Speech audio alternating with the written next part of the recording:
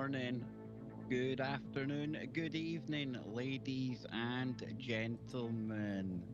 Yes, that's right, we're back. It's time for the Kev Baker Show again.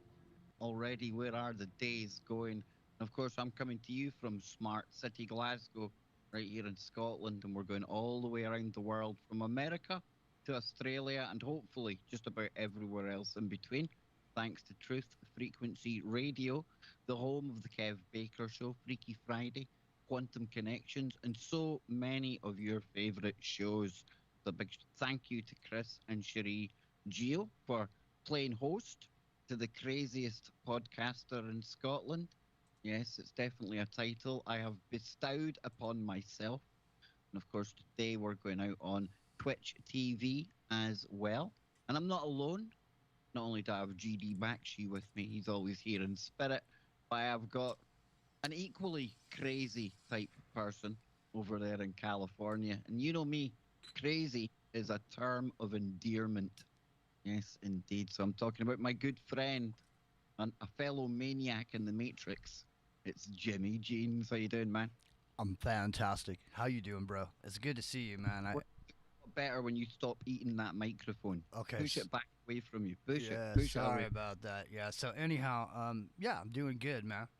Uh, we're here to change the world today, and I told you I'd come back with 5 things that we could do to change the world, and this isn't stuff we have to wait around someday.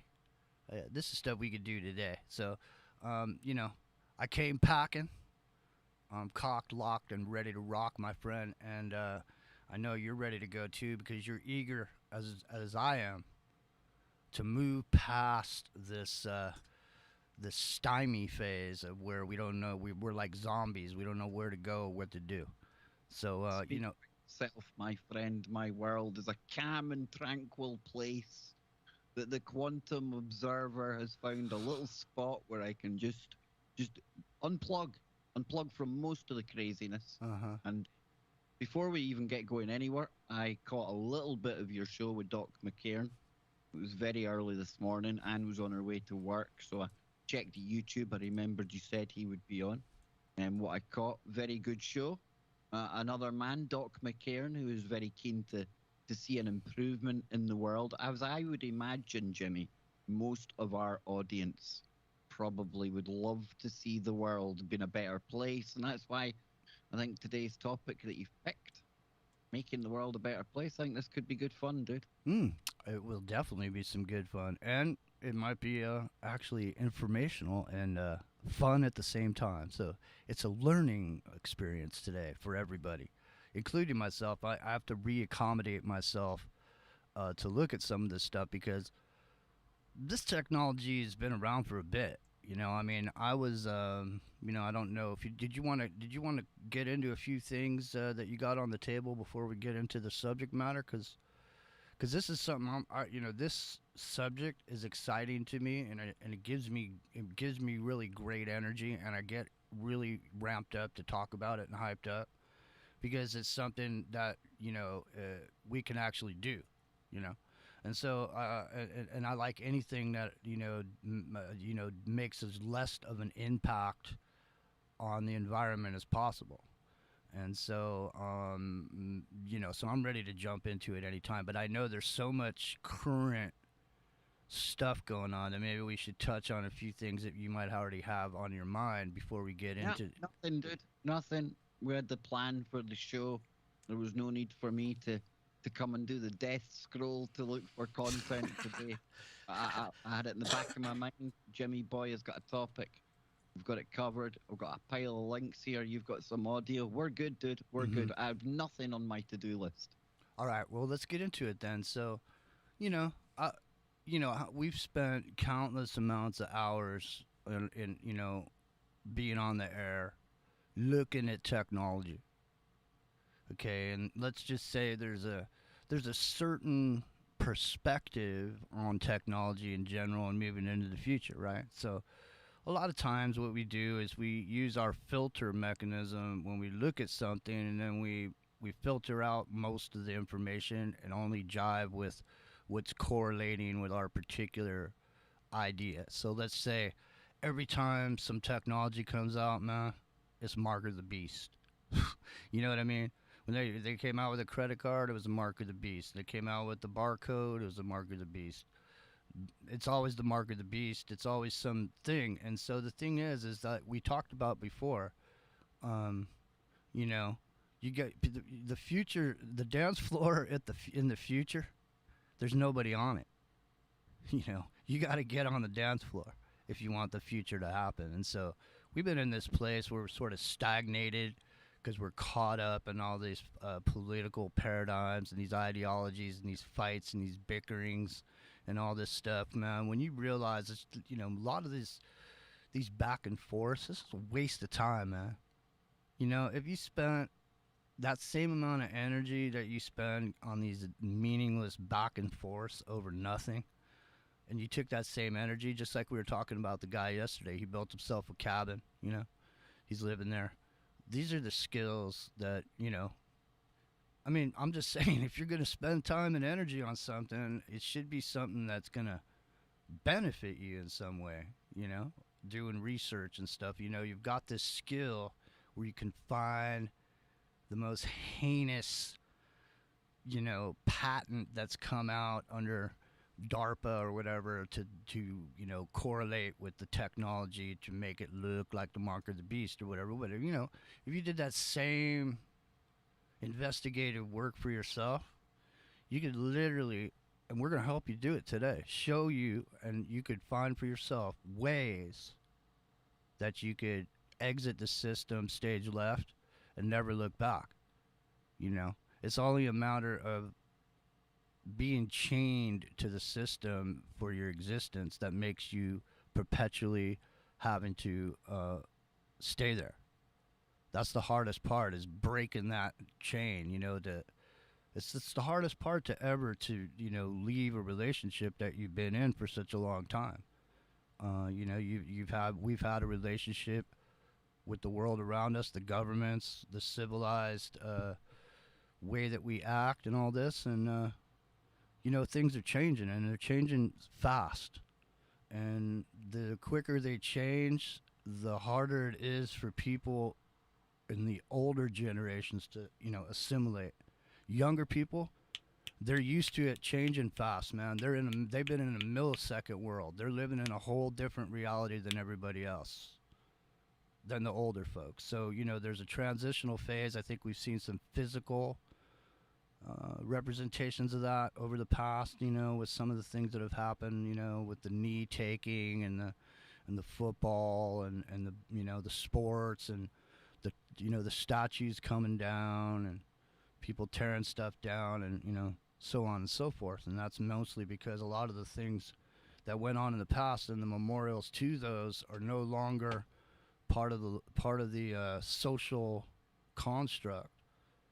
That a lot of the things that we've taken for granted over these periods of time that we've been alive, those things are no longer cool as far as people are concerned. In other words, it's not, the stuff that used to be okay is not okay. The generation where it was okay, they're on their way out. The people that don't think that shit is funny anymore, those jokes aren't funny. Don't sing about that because you're singing about date rape or whatever. Remember the Christmas song where it's, hey baby, it's cold outside or whatever. It turned into a whole thing, Indeed. So Well, just I think as we get older as well, our neural pathways are formed, mm-hmm, our memories are all set up, and it's probably harder for us to rewire the old systems. And on the whole, in general, we've become complacent, due to the convenience of things, Jimmy. I think that's what makes the whole idea of, like the guy we were reading about yesterday, Ken Smith, and mm-hmm, who came out the system, mm-hmm. I think it's such a drastic change that I think it probably frightens a lot of people, me Yeah, included. yeah, Me included, dude. yeah, yeah. It's scary.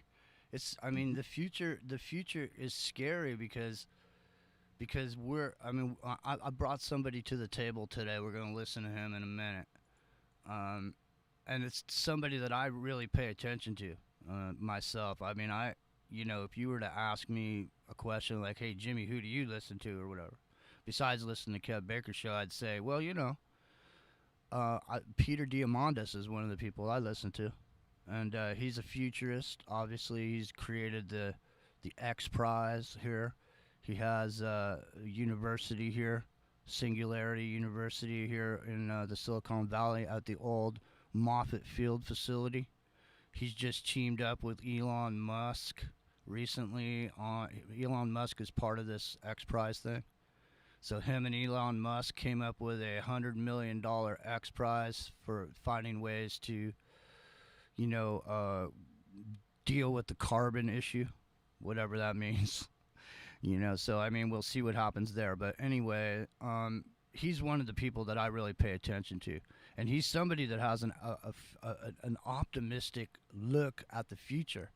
But I'll tell you what, I have a couple of chunks we can play from him, and if you want to, we can go to the second one, because the second one is a more recent dissemination based on some of the stuff that's been going on, Kev, with the COVID stuff. He brings up stuff in there, but I'll tell you right now, some of the things that if you're scared of the mark of the beast, or you think about that in the aspect, I'm gonna tell you right now, he's gonna say some stuff in here that will freak some people out, because he talks about it just like that. I mean, when I say just like that, I mean he's talking about it.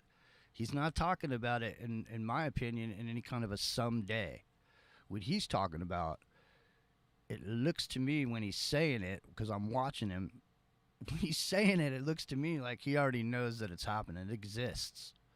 And so the future is really bright, according to him. And I gotta say, I have to agree with him. I think the future is bright, and it can be, We just have to get past some situations, and maybe a better understanding of technology will give a better understanding to this injectable that's being put out there by these companies right now, because that particular type of technology is some of the technology in the future that's going to be beneficial to humanity. In other words, there's something that's called biologics. I don't know if you've ever heard of it, but it's an up-and-coming sort of technology for health. And he's going to go into some stuff about health, but instead of me talking about what he's going to do and not going to do, you want me to just go ahead and let this rip here, Kev? Go for it, dude. All right, here we go. This is the Kev Baker Show. That is Kev Baker. My name is Jimmy, and this is Peter Diamandis.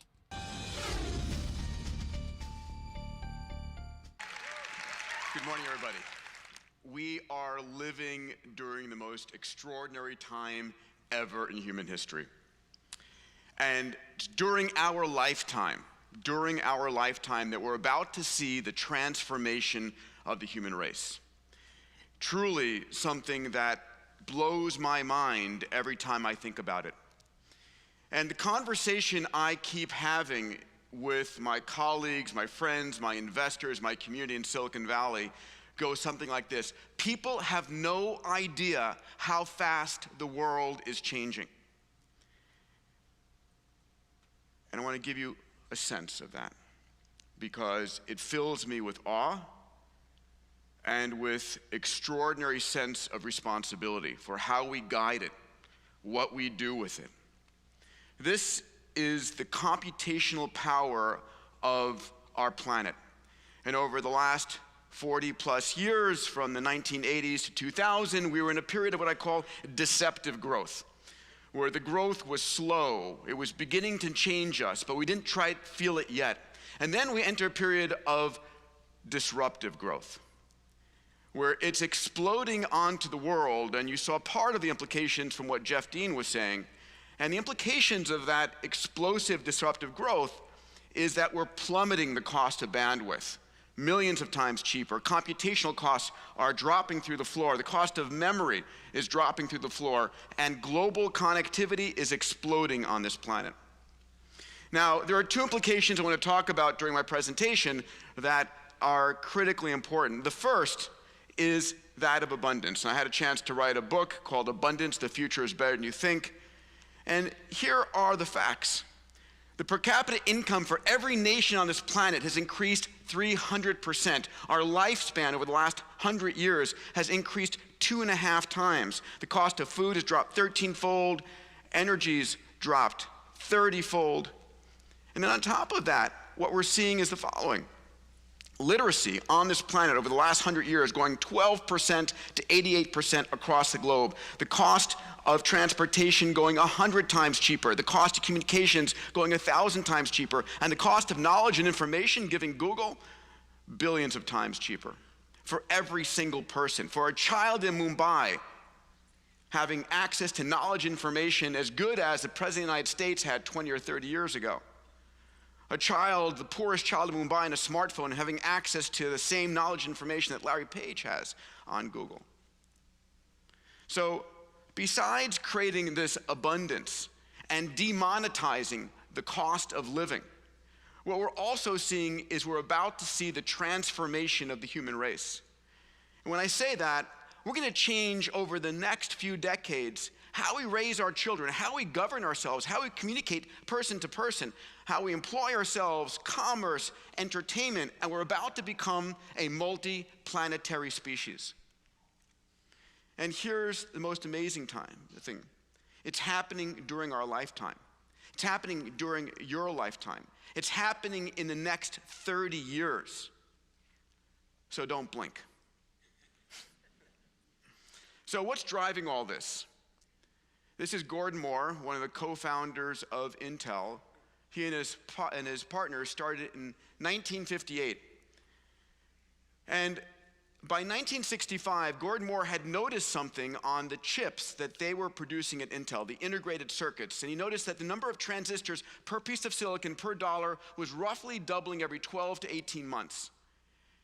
And in 1965, he publishes this paper and he goes, you know, this is likely to continue. And it's been known as Moore's Law. And it's continued for 50 years. And I want to show you what that looks like. That's the first integrated circuit, 1958. Here we see 2 transistors, about a half-inch feature length on each. Let's fast forward to the first commercial product in 1971, the Intel 4004, 2,300 transistors, about $1 each. Now, let's fast forward 45 years to Intel's i7 processor. Here we see a processor that is 330 billion times faster. When you want to understand why the world is getting faster, why we're able... Did you say something there? Did you want me to pause it there? Because I thought I heard you say something, but let's pause it there anyway, because I just want... So in 45 years, you know, we have moved that far in just 45 years. So say somebody who's, 60, 70 years old, they've been around to see that whole thing happen, and it took 45 years for it to happen, Kev, you know? But now things are happening way faster, and that's what he's about to get into. So I thought you wanted to jump in there. Did you have anything you want me to continue? No, I didn't say a word. I heard something, but it wasn't me. Okay, here we go. Able to do the things that we do, it's right here. It's that transformation. 330 billion times faster over the course of 45 years. But let me give you another visualization of what this looks like, right? In 1956, this was a hard drive. 5 megabytes, $120,000, and if you happen to have your cargo airplane, you could move it from office to office. Now, we probably noticed when this happened. 2005, here's 128 megabytes for 99 bucks. Pretty extraordinary transformation. But did we notice this? When over the course of 9 years, it went to 128 gigabytes, right on schedule, on Moore's Law, for 99 bucks, 1,000 times better. I'm an investor and an advisor in a nanotechnology company that's focused on doing this 1 billion times better again. Right? We're talking about all of Google's data centers in a sugar cube. And if you look at this is from my partner, Ray Kurzweil. He's a co-founder with myself at Singularity University. This is the computational growth plotted on a log scale over the last 110 years. And what we see here on this curve in 5 paradigms, the last of which is Moore's Law, What Ray calls this is the law of accelerating returns, that we're using faster computers to build faster computers to build faster computers, and it's not slowing down. We don't see World War I or World War II. We don't see boom times or recessions, right? And so if it's likely to continue, what you get is something pretty interesting. See, in 2023, 7 years from now, the average computer we go and buy from Best Buy, if they're still around, is now calculating at 10 to the 16th cycles per second, which a neurophysiologist will tell you that's the rate at which your brain does calculations. So what happens when you can buy a human brain for $1,000? Well, it doesn't slow down, right? 25 years later, now $1,000 buys you the computational power of the entire human race. Now your kid's homework gets really easy. And what the insight I want to share with you is that these faster, cheaper computers that are going on and on and on are sort of the foundational, growth medium upon which all these other technologies are growing. So as computers are getting thousands and billions of times faster, so are these other technologies. And these technologies, computers, sensors, networks, AI, robotics, 3D printing, AR, VR, synthetic biology, are literally recombining and giving us unexpected convergent consequences. You can be an expert in one area, but actually understanding where these come together and what they do, the new business models, are transforming our planet right here, right now. So the first of these, networks, right? This is the world's population growth over the last 15 years. We've just crossed the 7 billion mark. But if you look at internet penetration, in 2010, we had 1.8 billion people connected on planet Earth to the internet. Today, it's about 2.9. By 2022 to 25, let's call it 8 years from now, we're at a low estimate going to have 5 billion people connected, which means we're adding 3 billion new minds onto the global economy that have never been accounted for before. But that's the low estimate. Why? Because this guy at Facebook, with drones and satellites, wants to connect every single person on the planet. My friends at Google, with Google Loons and satellites and drones, want to connect every single person on the planet. Paul Jacobs, Richard Branson, Greg Weiler have just raised $1 billion to deploy OneWeb, a 648 satellite constellation, in the next 6 years to connect every single person on the planet. And last week, Elon was announcing with SpaceX a 4,000 satellite constellation to connect every single person on the planet. So I want you to imagine in the next 6 to 8 years, not 5 billion, but 8 billion connected people. Not coming online like you and I did, right, on AOL at 9600 baud, right? Coming online with a megabit connection or better, with access to the world's information. We are about to see a massive explosion in innovation like we have not seen yet. Innovation coming from parts of the world that we would have never thought of. 5 billion new thinkers, 5 billion new innovators, 5 billion new creators, problem solvers, entrepreneurs coming online within this next decade. And it's not just people, it's things, right? Last year we had 15 billion connected devices. By 2020, my friends at Cisco talk about the Internet of Things. The low estimate is 50 billion connected devices. And by the way, each one of these devices have a dozen sensors on them.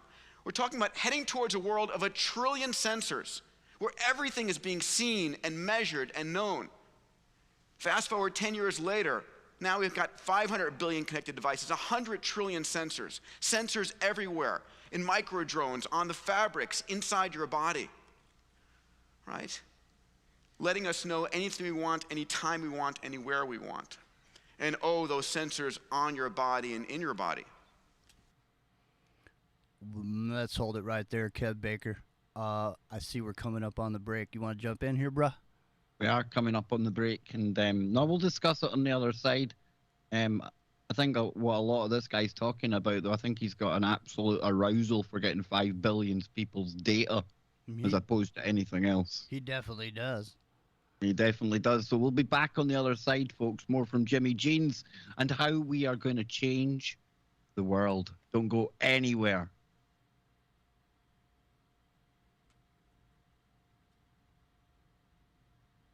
There we go. I'll shove on some tunes, get a drink of coffee, Yeah, folks, man. and we'll be right back. Sweet.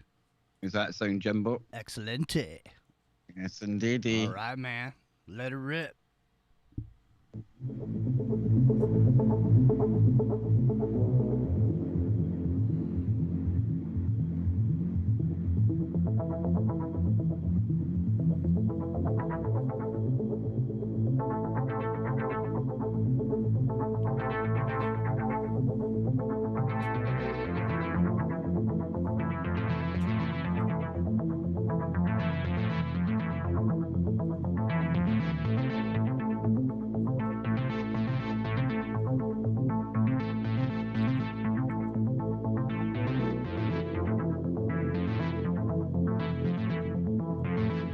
A big, huge shout out to the Gherkins. Yes, indeed.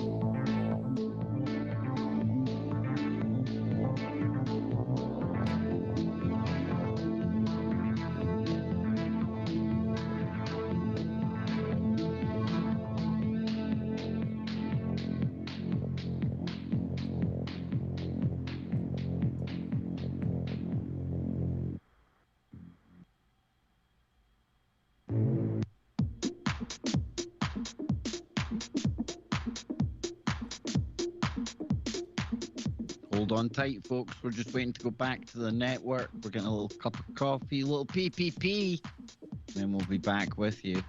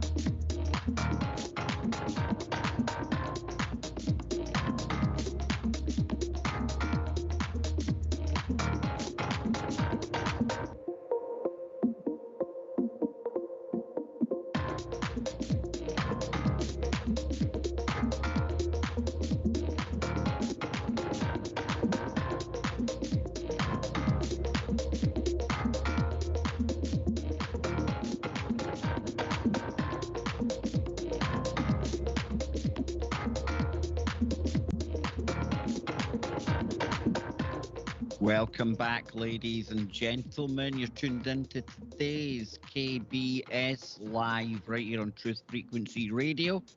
I'm joined by Jimmy Jeans tomorrow night. It'll be Scotty Lopez in the hot seat, and we'll be going full woo, ladies and gentlemen. Full woo. Full woo ahead to warm us up for our Freaky Friday. Yes, indeedy. So, Jimmy, I don't know if you want to jump right back into the clip you've got or where you want to take it now. Yeah, there's only about a minute left of that clip. And I have a more current clip from him, but I don't know if maybe we come back to this last clip at the end of the show if we have time, because we need to get into these 5 solutions that we got here to change the world today. So yeah, I think that guy will be impressing many of the listening audience with who he hangs around with. Raker as well. Yeah, I know. Well, I mean, unfortunately, Unfortunately, how you may feel personally about whoever these rag dolls that have been put up there for people to Speak hate. glowingly about sensors being inside us as See, well. I know. See, I'm nobody. not, I'm not too au fait with that. I don't Me think he's neither. changing the world with that one. Yeah, me neither. That's what I was saying before he came. Before he came on the talk, I'm telling you that because these people are speaking to people that don't have any problem with any of this. In other words, because these converging new fields of research and technology that are happening whether we like it or not. And the problem is what when you look at some of these futurists and the ones that people don't necessarily like, they don't like Musk, they don't like Jordy or whatever, they don't like these people. But it doesn't matter if you like them or not, because but whether or not you like them means nothing, because the technology is advancing Yeah, forward. my point was like he's not going to change the world for the better of us, dude. He's not, no. No, No, but that's how the no. world is changing, though, and it's changing in a way that you might not be okay with. So we have five other ways. We have five, I would call these low tech ways that we could literally change the world right now for the better for us. We could take what I'm bringing to the table, not Peter Diamandis. He's a person that, like I say, he's in the rooms that are governing the planet. There is no governments. If anybody thinks someone besides the people in Silicon Valley are running the world, I mean, you got another thing coming. Google. I mean, Google has everything. Without Google, there is no world, as far as the internet's concerned. So, governments, they mean nothing. Borders mean nothing, because technology is etheric. It's they can beam it down from a satellite. And that, to me, the most exciting part of this discussion from Peter Diamandis is the idea behind these new brains coming available to the world. In other words, there's a lot of people that might have the solutions that to some of the biggest problems in the world. There may actually be, who knows? Jesus Christ might be out there somewhere, but he doesn't have an internet connection.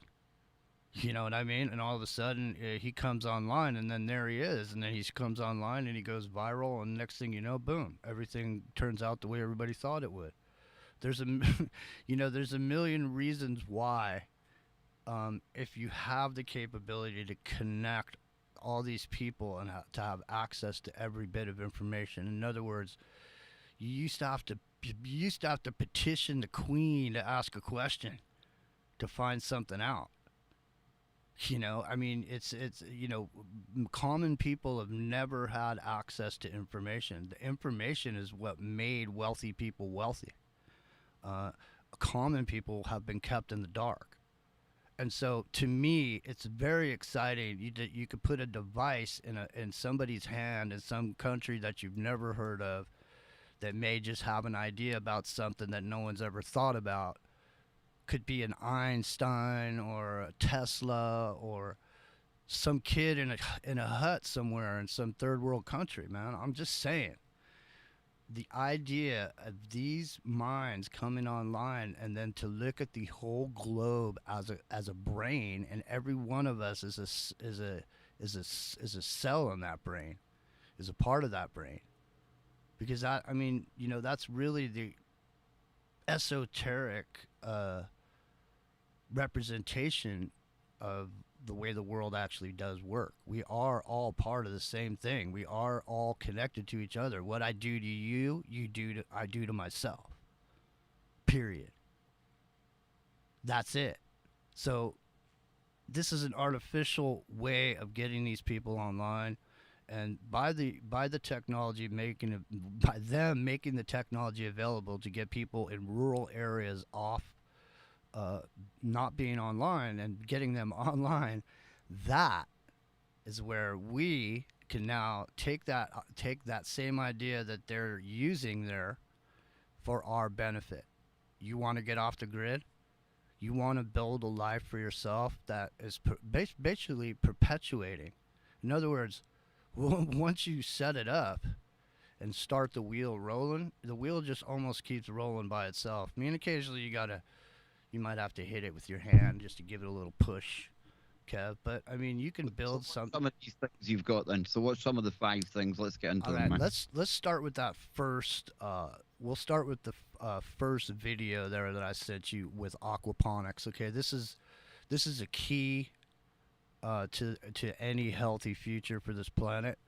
But I mean, from a microcosmic aspect, you can do this at your house. Okay, and if you want to, you can get as small scale as you want to get. In other words, if you what this is it's a way to grow. I mean, I didn't invent this. It's been around for a while. People have talked about it. I've talked about it. But if you ask me 5 things that could change the world today, this is one of them. Okay, so what it is, if you've never heard of it before, it's a way to grow vegetables using fish. So the waste from the fish, instead of it going through a filter system, like normally if you had a fish tank, your fish's poop in the water, it goes into the filter system, and then the filter system cleans it out, and then the water comes back clean. Well, what you're doing is you're taking away the filter, and you're taking all of those nutrients that come out of those fish, and you're pumping it into plants that you're growing in this medium, whatever that medium is. So there's different ways it can be done. This can be done large scale, like I say, small scale. Let's just talk small scale because everybody has a place where they could have a fish tank. So let's say you put a small 10-gallon fish tank in your kitchen, and then right there you plant some herbs. You can literally grow an herb garden right in your kitchen and just like pull the herbs off for yourself fresh right in your own kitchen, with a fish tank. You don't have to eat the fish. But in the object that we're talking about today, which is aquaponic farming, which you can do at your house, it takes very little water. It uses a third of the amount of water that normal farming uses.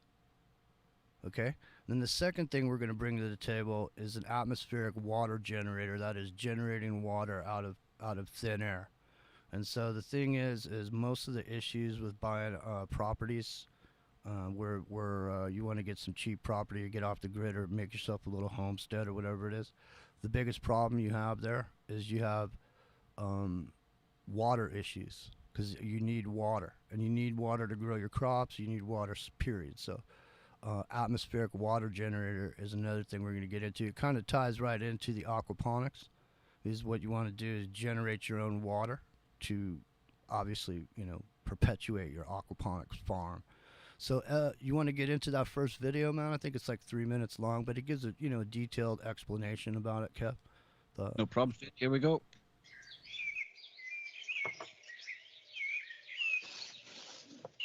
Welcome to Agriculture Academy. In today's video we are going to take a look at aquaponics. What is aquaponics? How does it work? What do you need to get started? All of these questions are going to be answered in this video. Stick around until the end of the video for some top tips on getting started in aquaponics, as well as your own copy of our aquaponic ebook. Before we begin, we want to thank you for supporting our channel and choosing to watch our content. If you would like more information on all things agriculture, remember to subscribe to our channel. Now, let's get started by answering the question, what is aquaponics? In a nutshell, the name says it all. Aqua means water and ponics means to work or grow.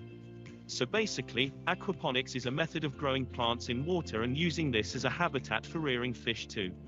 By growing plants and raising fish aquaponically, you take advantage of the best of both hydroponics and aquaculture. In hydroponics, you are merely growing your plants in water which most often gets pumped out the system. In aquaculture, toxic nutrient accumulation from the fish food and fish waste means the water also needs to be constantly siphoned off and replaced with a clean supply. However, both these problems are solved in a mutually beneficial way in aquaponics. Not only is water saved through the continuous cycling from the fish to the plants and back to the fish again, but the plants are able to use up the toxic nutrients, making the recycled water safe for the fish again. Now that we have defined aquaponics, we need to understand how the process works. There is one process at the core of the system upon which everything depends. This process is the nitrogen cycle. If you remember, we mentioned that by placing plants into the system they clean the water and make it safe for the fish again. The nitrogen cycle makes this all possible. It all starts with ammonia. Ammonia is a waste product from the respiratory cycle of the fish, as well as decomposing fish food and fish waste. When ammonia accumulates in high concentrations, it becomes toxic to the fish.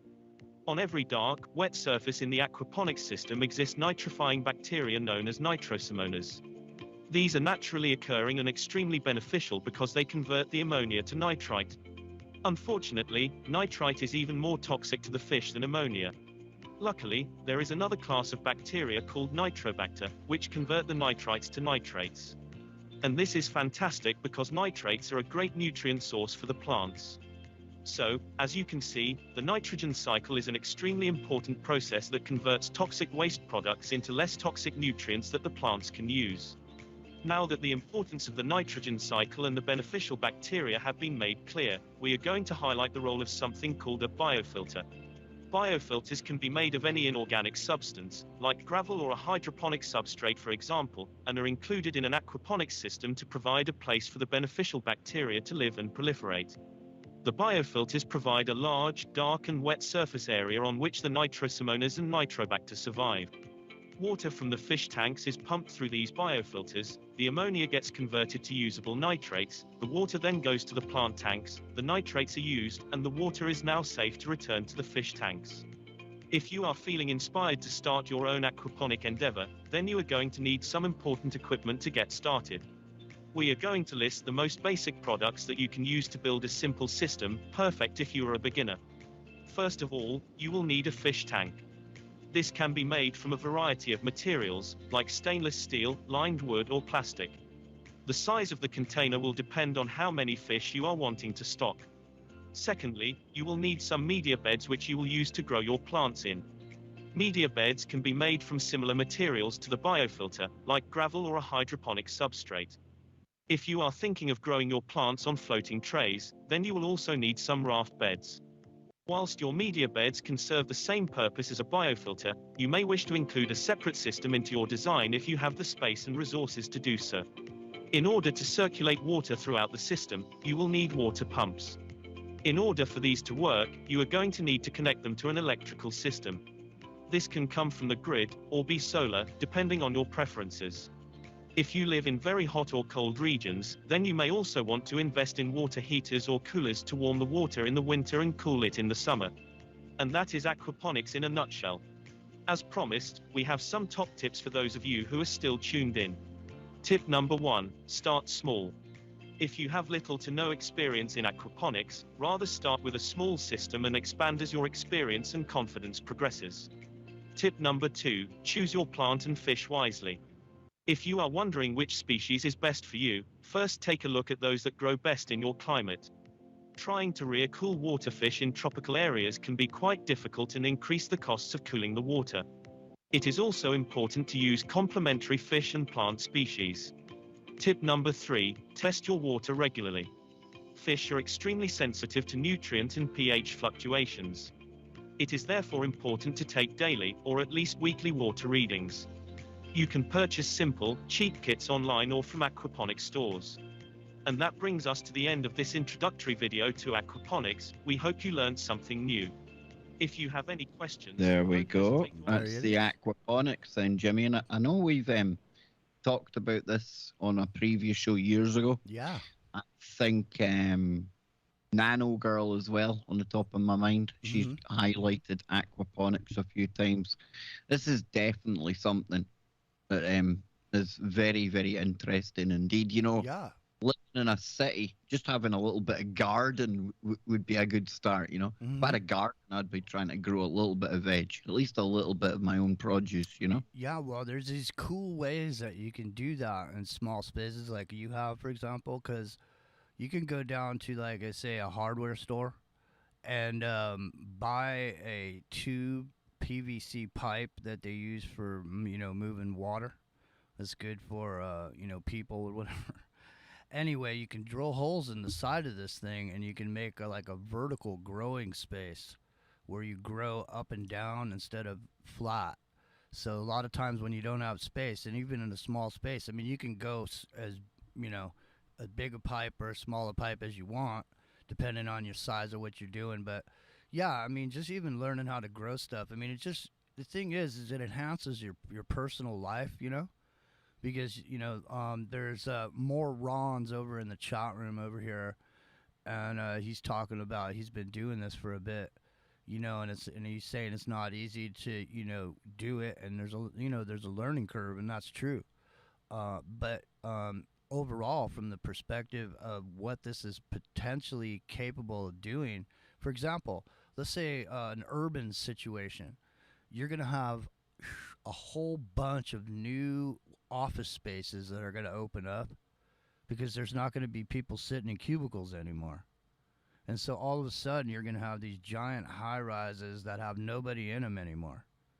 So you could take this aquaponics concept, move it in to one of these older facilities, and then go ahead and you can kind of, because there's a way to do it. For example, the reason I got into this is at one point I was so enthusiastic about it that I was going to start a business building super high-end greenhouses and make these really nice growing areas that would be like a vacation to go in there, you know. And so I got really into it. I did a lot of research on it. And I mean, this concept has gone back, thousands of years. The Chinese were doing this concept. We're growing using rafts, thousands of years ago.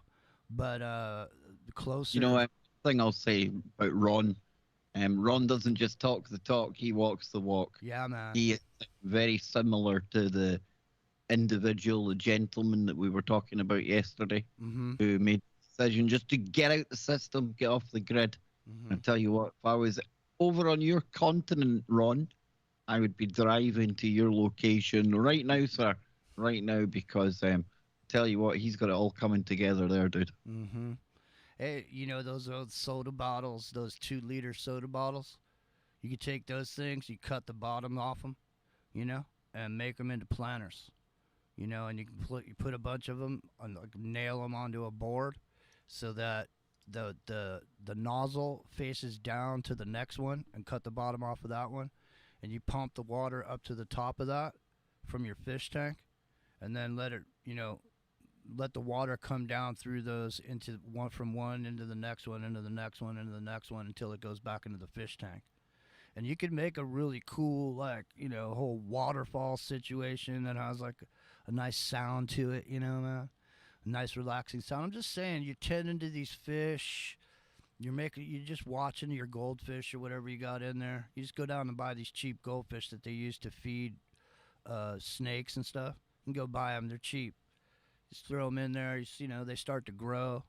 You name them. You're growing herbs in your kitchen. I mean, I'm just saying, if you're looking for something to do, I mean, this is something you can do. And like I say, it makes you feel good. You see stuff growing. I know when I'm growing something, especially when I'm growing my cannabis plants in the, over the summer, I literally go out and I look at it like 3 or 4 times a day. I look at the plant. I see what's going on with it.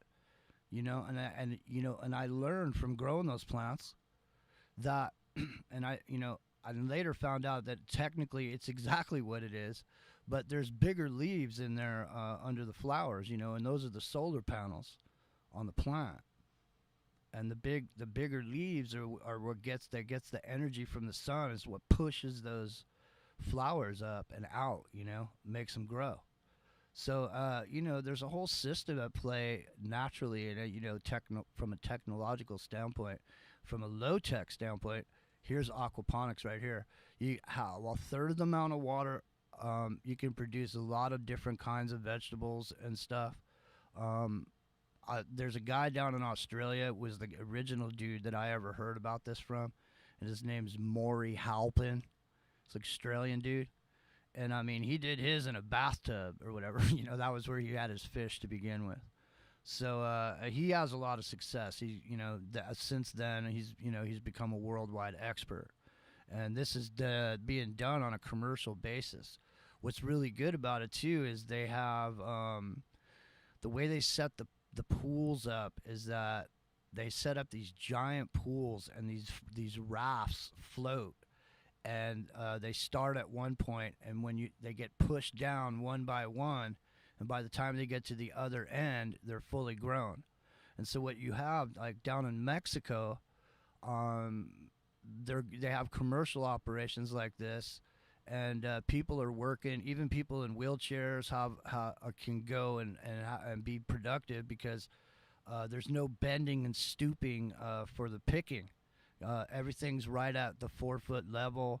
The tables, everything. So everybody, I'm just saying, everybody gets involved down there, and what they do is they provide sweet, nice, natural, organic, clean food to grocery stores, and they make money at it, and it's a business. You're going to say they're growing organic robotoids in Mexico. That would have been epic, man. They could That'd be. have been a sound clip to keep for Yeah. forever. It could be, man. They could be growing organic robotoids. Who knows? But Exactly. We don't know. We're not there, Jim. They That's might well right. be. That's right. But what we're talking about right now is growing vegetables, and I'm telling you, when I saw these people down in Mexico, and I saw this operation, and I saw them picking and all this, and then I saw them set up this tent, and everybody showed up, and this was a village. Everybody showed up at this tent, and they all had their best clothes on, okay? And this truck pulls up, and in the back of the truck was filled with all these fish that they had grown from this farm that they were working. And they opened up the tailgate of this truck and dumped these fish out of the back of this truck. All these fish come down. And then, like, the next scene you see is all these people with smiles on their faces, man. They got guitars out, man. They're drinking wine. And they are living it up, man.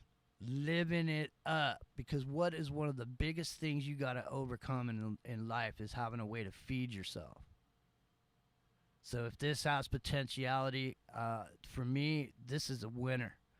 And I know more Ron, he might be the guy you want to call if you were going to start a commercial type operation. You want to grow clean food. Now, clean food means you can grow this inside, away from any outside influences coming down from the sky. Dust that's raining down from aircraft or whatever else there is up there. You can keep inside, keep it clean, and you're in charge of the cycle of feeding the fish. What are you feeding the fish? Well, man, maybe you got a compost pile over there, and you're also growing some red worms, and you got some dill weed growing in there. There's a lot of things you can do, ladies and gentlemen. So don't be discouraged.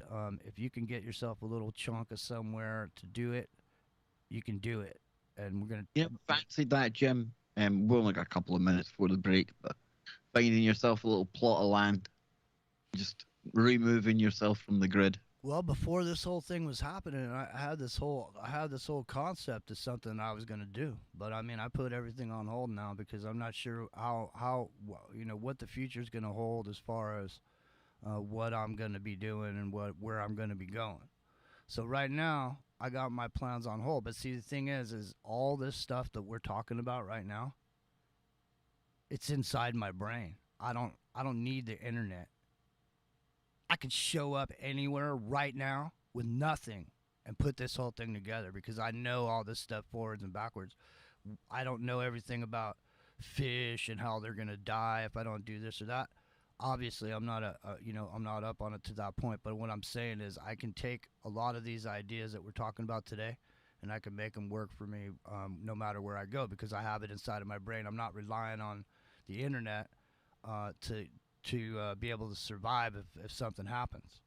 You know what I mean? So these are one of, the thing is, I mean, in our learning system that we have today, these are not skills that are taught to people to even seek or think about ways to provide for themselves and to see how easy it might be.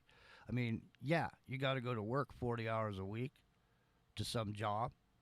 But if you had a place and you're putting 40 hours a week into your place, you're not giving away one bit of your personal life energy to anybody else but you and your family. And if you want to change the world, you got to start with yourself. And honestly, that's the biggest secret about this show today is that you can change the world today, right now, because the only way to change it is to change yourself. And that's the only thing you have control over is yourself, period. Absolutely, brother. And we are already I can't believe it. I thought we were just coming up on the first break. It's the end of hour number one. And when we come back, we're got still to get into unlimited water. And it sounds pretty good. We've got the potential to turn sea salt into fuel. And we're going to be talking about somebody called John Canzius. So hold that thought, folks, and we'll be back on the other side with more from Jimmy Jeans. There we go. And me and Jimmy are creatures of habit, so we're going to have a little drink of coffee. We encourage you to have a little drink, stretch the legs, do whatever it is you do. And we'll be back in just a moment, folks. But yeah, this is going, I like this. I'm liking it. People often talk about all the problems in the world. Very rarely do you hear about any solutions. And folks, nobody is going to change this for you. You are the change you're waiting for.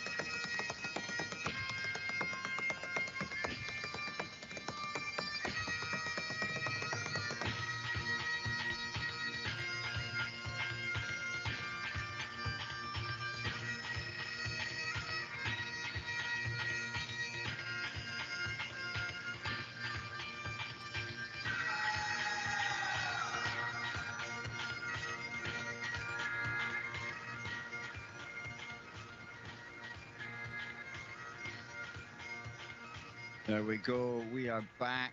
We are live. Some toe tapping music during the break there. Yes, indeed. Big shout out to Clan Donia.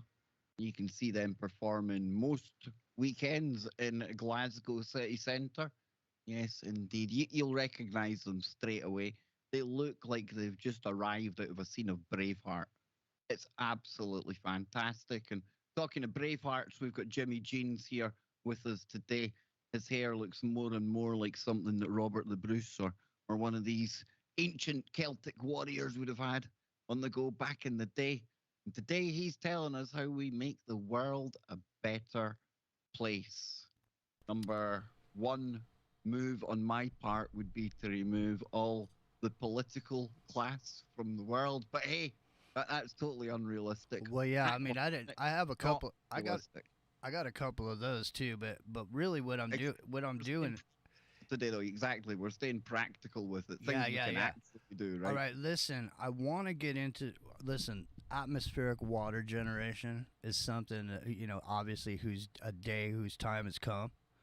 We're going to show that. But listen, what I want to do is, because I want to make sure, let's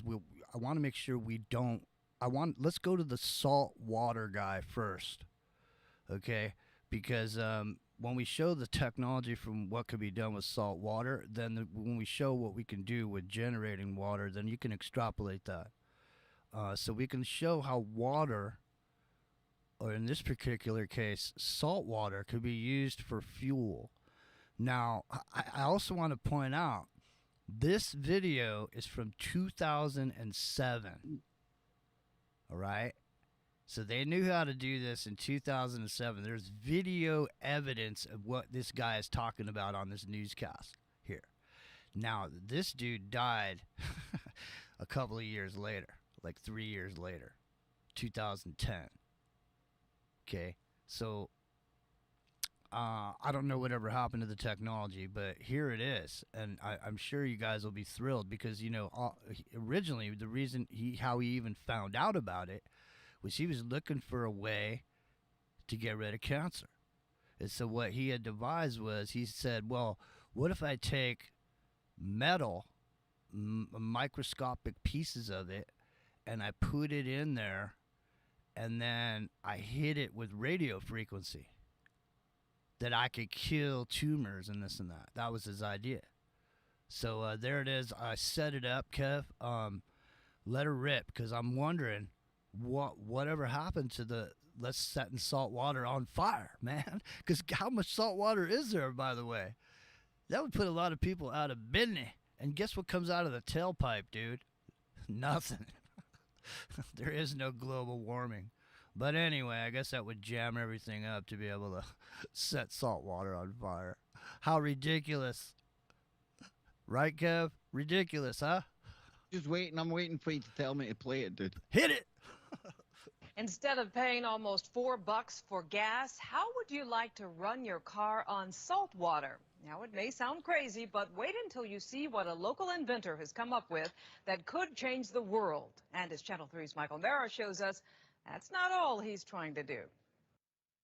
We need to get it to around 100. Retired TV station owner and broadcast engineer John Kansas was not looking for an answer to the energy crisis. He was looking for a way to cure cancer. 4 years ago, inspiration struck in the middle of the night. Why not use radio waves to kill the cancer cells? And the best thing that would work as antennas was I could find at 3 o'clock in the morning, was my wife's pie pants. His wife, Marianne, heard the noise and found her husband inventing a radio frequency generator using her pie pans. I got up immediately and thought he'd lost it. Here are the basics of John's idea. Radio waves will heat certain metals like gold. Tiny bits of that metal are injected into a cancer patient. Those nanoparticles are attracted to the abnormalities of the cancer cell and ignore the healthy cells. The patient is then exposed to radio waves and only the bad cells heat up and die. Killing cancer cells is amazing, but John had also stumbled on yet another amazing breakthrough. You have enough in there? His machine could actually burn salt water. John Kansas discovered that his radio frequency generator could release the oxygen and hydrogen from salt water and create an incredibly intense flame. Just like that. If that was inside a car cylinder, you could see the amount of fire that would be in the cylinder. I can put my hand in here. Put your hand into the beam, nothing happens. Put in a fluorescent bulb and it lights up immediately. At the APV Company Laboratory in Akron, top engineers have checked out John's amazing invention and they were amazed. And we saw it go up to 1,500 degrees centigrade, the temperature. And it's incredible. This simple Stirling engine is running with the heat generated by the flames coming off that test tube. The The fuel, nothing more than salt water. Oh, that could be a steam engine, a steam turbine. Could be a car engine if you wanted it to be. That's the true American innovator. Someone that is not looking for something, he just finds it. This is the most abundant element in the world, water. And salt water is everywhere. And to see it burn actually gives me chills. So imagine the possibilities. Salt water as the ultimate clean fuel, a happy byproduct of one man searching for a cure for cancer. In Erie, Pennsylvania, Mike O'Mara, Channel 3 News. So Jimmy, how did they kill this guy again?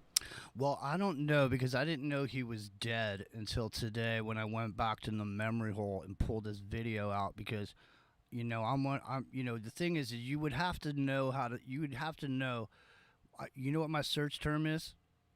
Make salt water or salt water burn, right?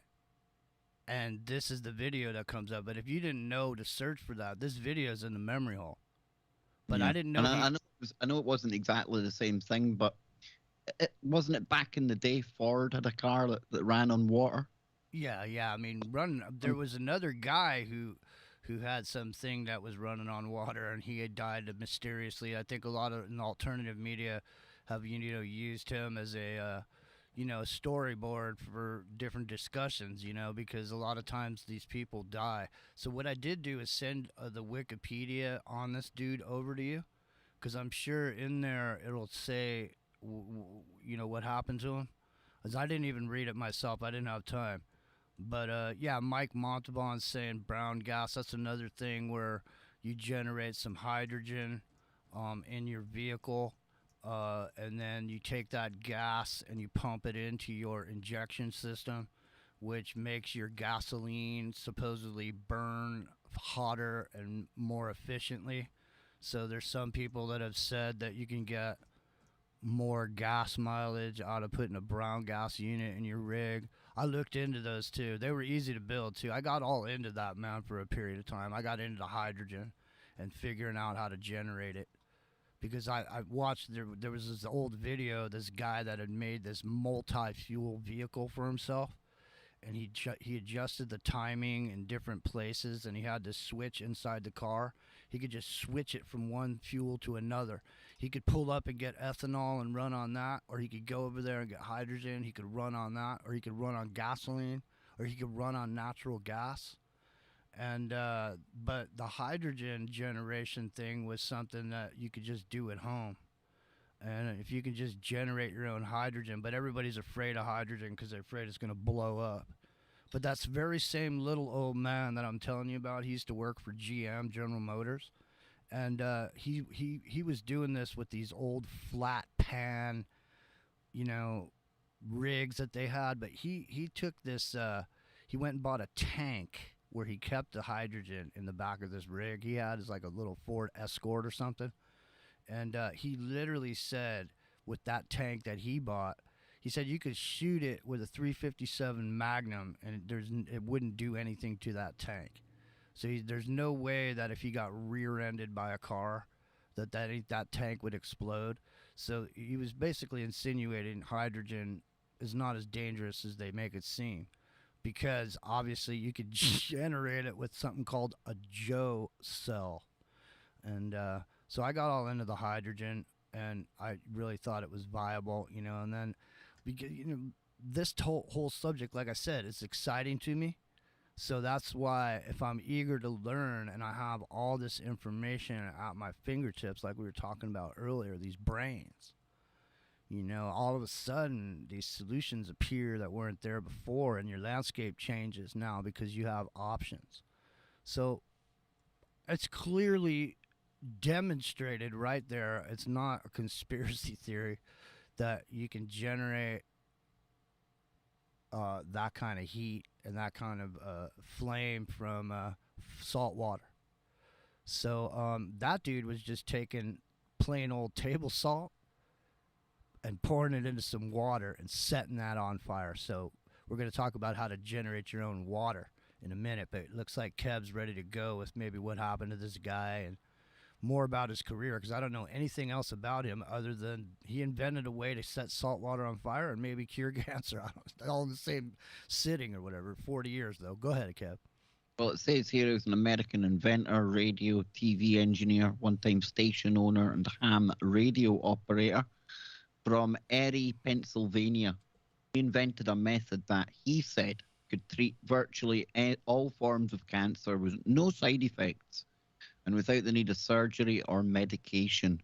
Now, he also demonstrated a device that generated flammable hydrogen-containing gas from salt water solution by the use of radio waves. In the media, this was dubbed burning salt water. Both effects involve the use of his radio frequency transmitter. Kanzius, self-taught, no, I don't want to donate to Wikipedia, stated that he was motivated to research the subject of cancer treatment by his own experience undergoing chemotherapy for treatment of non-Hodgkin's lymphoma. He passed of B-cell leukemia with complications from pneumonia without seeing FDA approval and commercialization of his invention. He was of Russian descent, with his mother a Russian American. So he passed, allegedly, well, it would seem from complications, pneumonia linked to the leukemia. It's I don't know whether I'm shocked or I'm not surprised, actually, that nobody's taken this and run with it. This is the kind of thing that really would literally change the world. And you can imagine all these big banking cartels and oil tycoons. This is the kind of character that must give them sleepless nights, Jimmy. I'm just saying, man. He did that in his garage. I'm just saying. Yep. He did that in his garage. I mean, if there's a blueprint for the destruction of the current world system, you know, you're coming to Kev Baker Show today. When I said, hey, I'm bringing 5 things over here that could change the world, I wasn't joking, man. They're not even. It's quite weird because over here it says, like, later in 2007, Kanzius demonstrated that the same 13.56 megahertz radio frequency could be used to dissociate hydrogen from oxygen from a sea or a salt water solution, which could then be burned. Quite interesting how they give you the precise radio frequency that you would need. I certainly don't have any of the equipment that would be required to replicate this.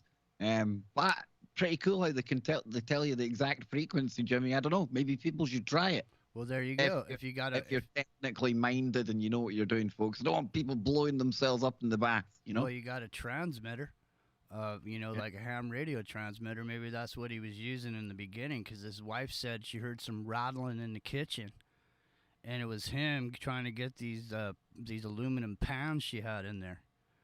You know what I mean? So, yeah, this is definitely a game changer. Like I said, how much salt water is there laying out there in the oceans? What's the biggest cost to you as a person, man, going back and forth to work? Gasoline. Moving from point A to point B. If it was water, man, come on. You wouldn't even need seawater. You could just make it yourself at home with water and salt. That's what I'm saying. All of a sudden, Utah and the salt in it becomes like, a giant moneymaker for itself. You know, why? Listen, even now, it's 10 years since he's dead. Okay, I heard about this in 2007. The only reason anyone's hearing about it today is because I knew to search setting salt water on fire. I knew it was there. So what I'm saying is, other than that, this dude's in the memory hole. All of a sudden, Elon Musk goes, check me out, huh? I have a way to set salt water on fire.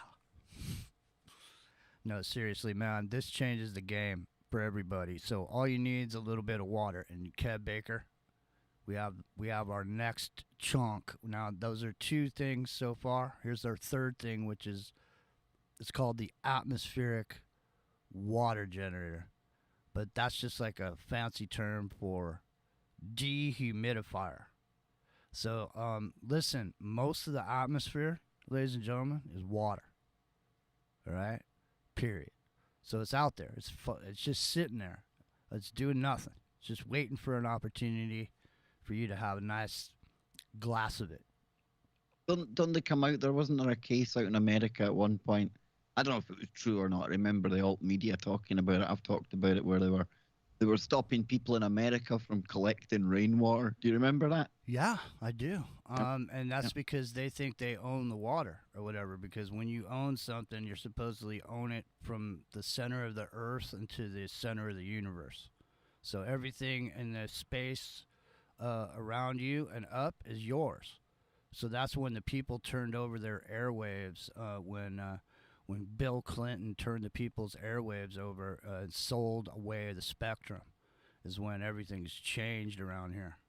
Because you used to own your spectrum, but now you don't.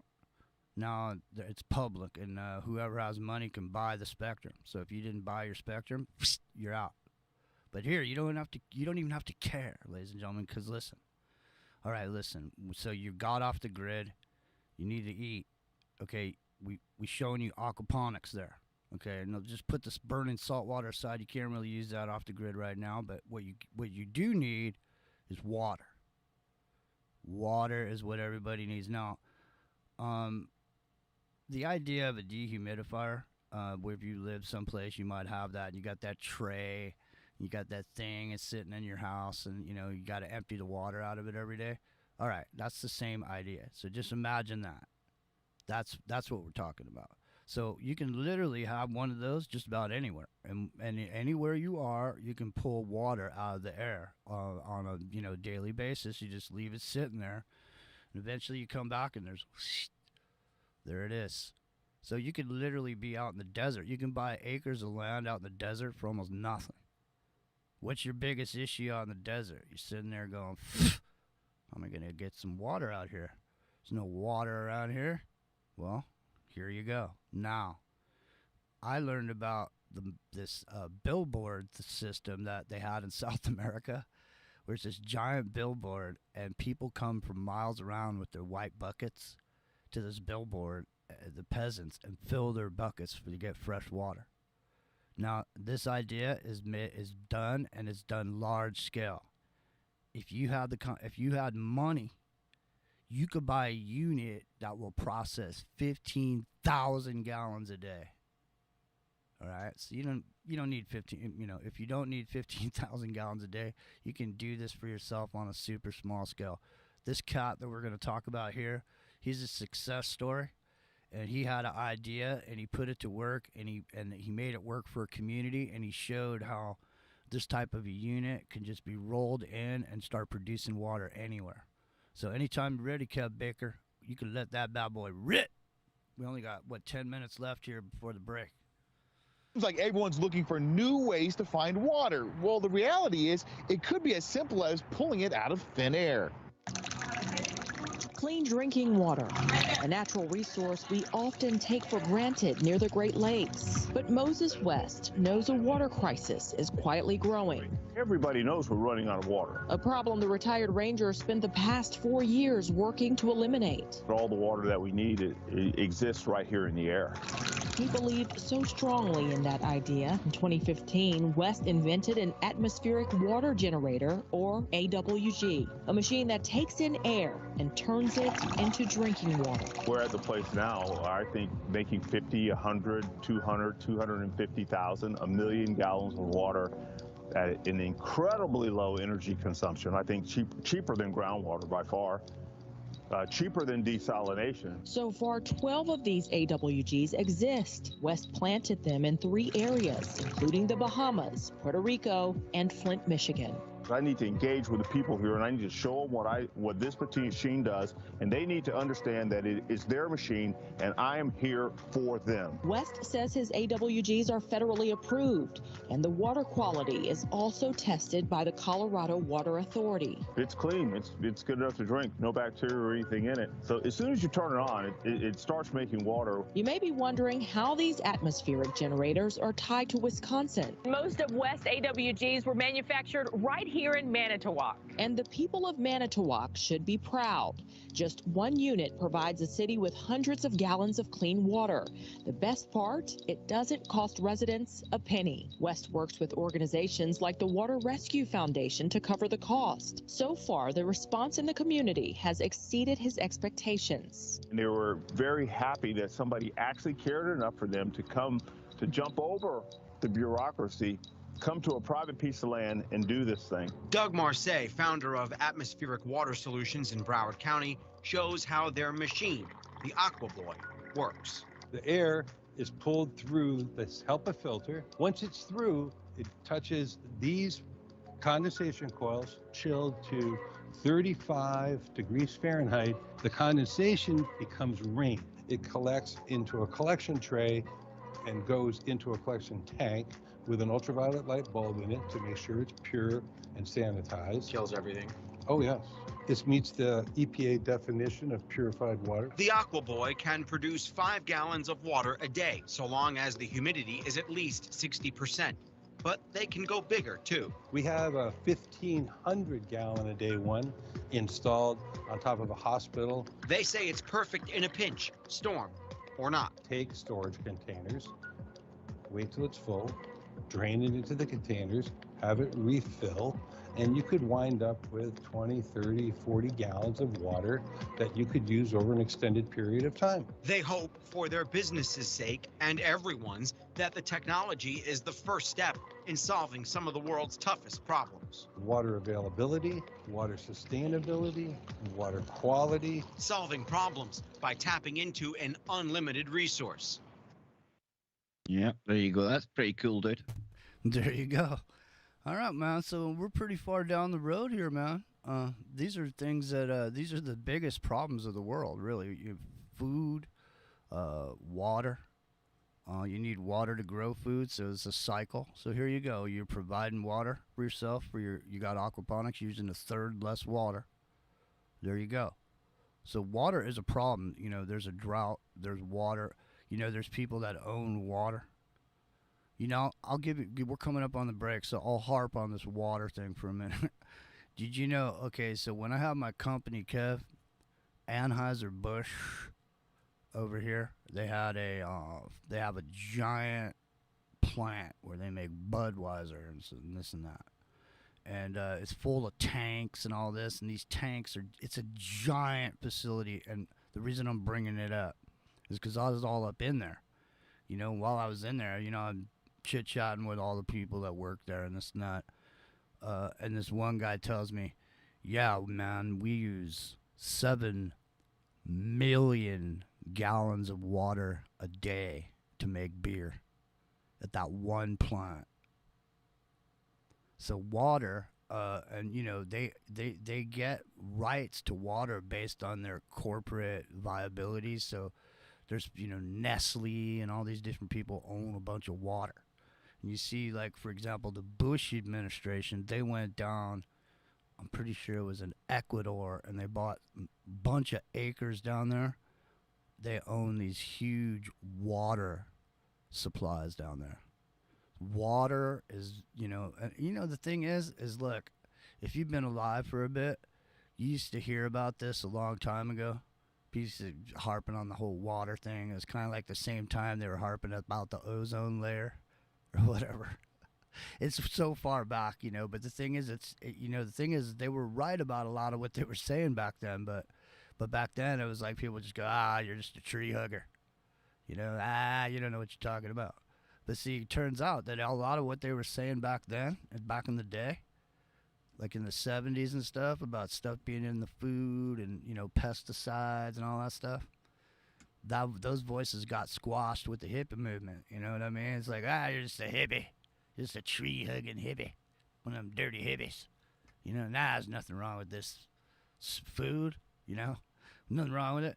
Anyway, look, water, I swear, I would not be exaggerating if I was to tell you that if you were to go look at Mount Shasta in California and look at Lake Shasta and see how much water's in there. I'm telling you, you're going to be shocked at some of the places that you think there's a lot of water laying there. It's gone.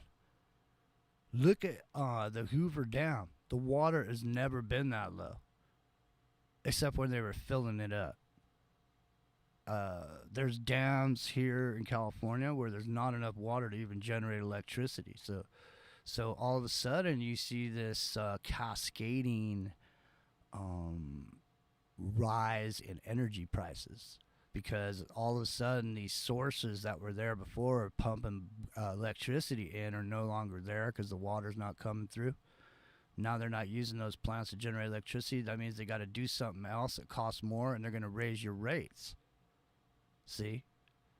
Plus, I mean, they were responsible for those fires too, so they're going to raise your rates, right? So man, let me just say, having water, and look, you don't need to go buy a $9,000 unit or whatever. I'd have never heard of Water Boy before, but Water Boy seems pretty cool. I mean, it's real civilized. It's got a nice... We're out of time. We're out of time. Stand by. Ugh.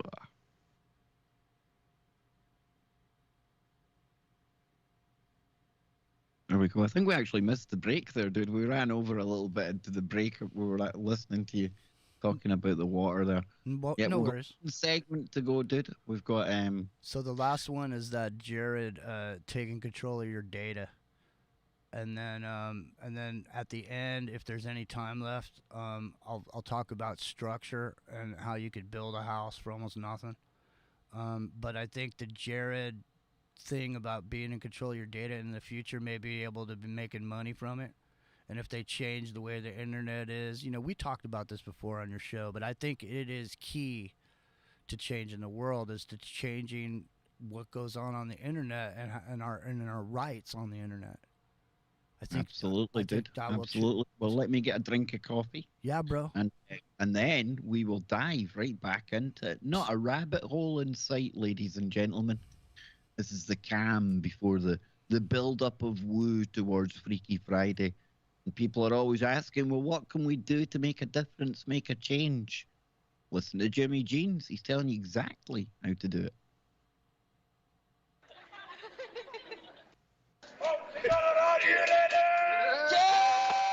A little bit of Clandonia.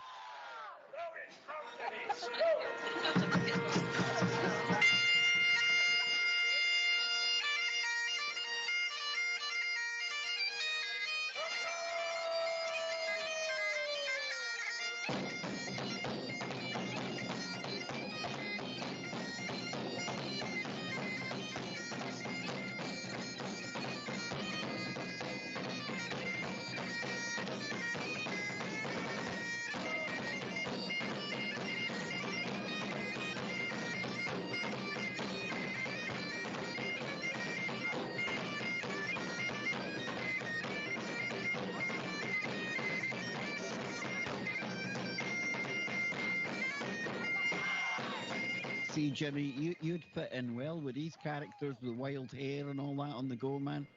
I know. You'd fit in there, dude. That's my tribe.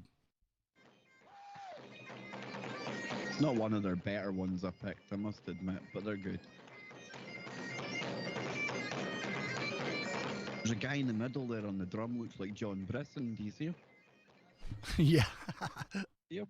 Yeah. Brisson.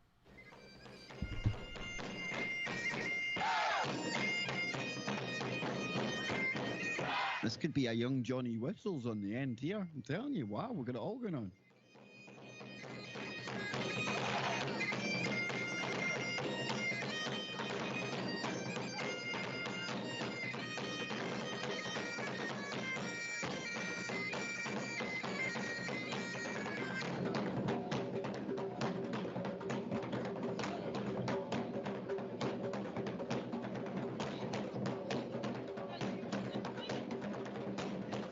Ah, yes, indeed. We are back, ladies and gentlemen. Yes. Jimmy Jeans riding shotgun today. Yeah, and man. instead of me and Jimmy piling on the problems because we've all got enough of those, Jimmy is offering us solutions, practical solutions, change the world type solutions. And we've got one more topic, one more video to get into, Jimmy. Yeah, Set man. up man? Well, I mean, this is another dude that I pay attention to. If you ask me who I listen to, this would be one of them. You know, he's an OG of the Silicon Valley, and you know, he's got the solution. I think. I mean, one of the things that we need to change in this world, and you know, obviously, if you change this, you will change the world, because a lot of the world, like we were talking about earlier, that has billions of people that are connected to the internet, but you know, what's happened is the internet has progressed and so quickly beyond anybody's real imagination of what it was going to be into, that it's moved faster than we've had the ability to get any kind of a rights platform about what it is exactly that goes on here. Because, you know, there's lots of people that are taking advantage of us. Unbeknownst to us, they're scraping our data and using it and making money.